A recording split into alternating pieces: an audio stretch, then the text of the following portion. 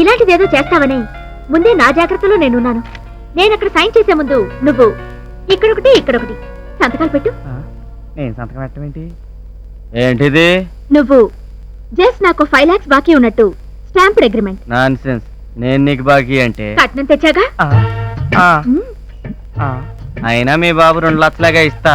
ఈ ఏడాది నీ లాడ్జింగ్ బోర్డింగ్ మేకప్ గికప్ 1.5 లక్ష అయింది. So balance 50,000. మరి వడ్డీ? వడ్డీయా? మా నాన్న వడ్డీకేగా తెచ్చారు. Just 5 rupees interest. Too much. 2 rupees కి మార్కెట్ లో దొరుకుతుంది. నేను ఒప్పుకోను.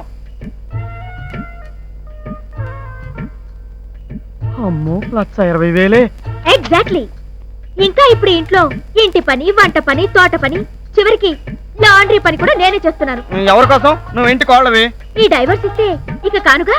అది కాదు. అందుకే ఇప్పటి వరకు చేసిన ఒక్కో డ్యూటీకి కనీసం నెలకి 1000 చొప్పున జీతం అడిగినా 40,000 అవుద్ది. అంతేగా? అంతేకాదు, సరిగ్గా పెళ్లికి 2 రోజుల ముందు 5,000 రూపీస్ శాలరీతో జాబ్ ఆఫర్ వచ్చింది. నిన్ను పెళ్లాడడం వల్ల దాన్ని వదులుకున్నాను.